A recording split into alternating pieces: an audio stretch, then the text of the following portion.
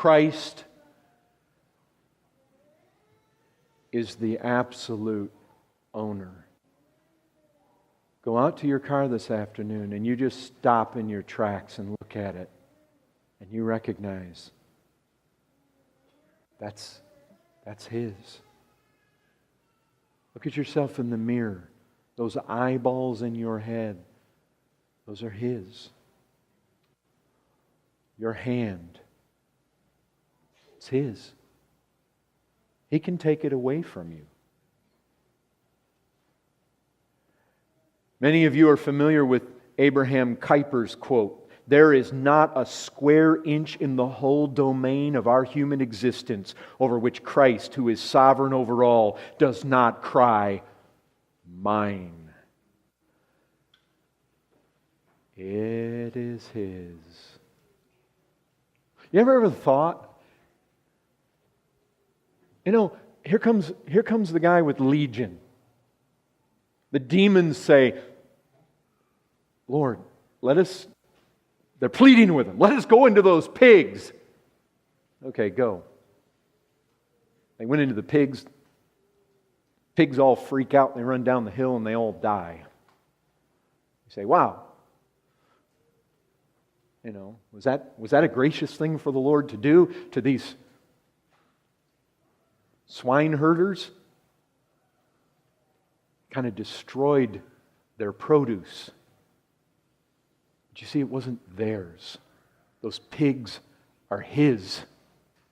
They are His to do with as He pleases. And those demons are His. And He can do with them as He pleases. He is absolute owner of everything. You can look at some of these pictures, come back from the Middle East. You look at those pictures of a mosque, and all the Muslims bowed down to Allah. You just remember when you see pictures like that, they are Christ's. He is absolute sovereign owner. These savages, John Dees had been talking in recent times with me about this island, North Sentinel Island, off the coast of India.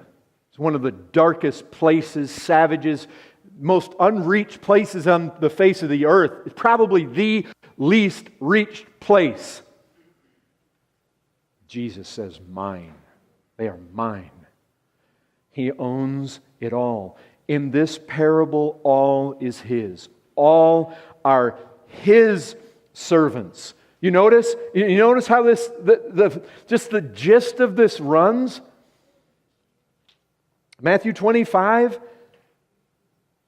In verse 14, His servants. Again in verse 14, His property.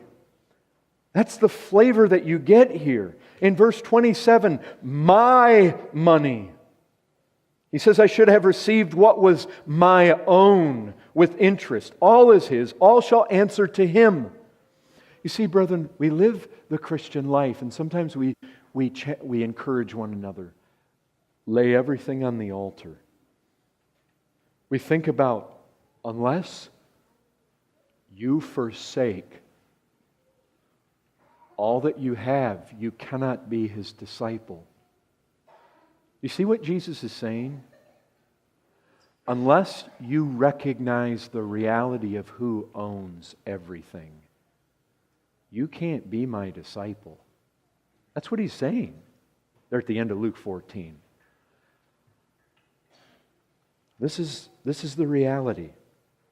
That's the first thing. That's the first point. Christ is the absolute owner.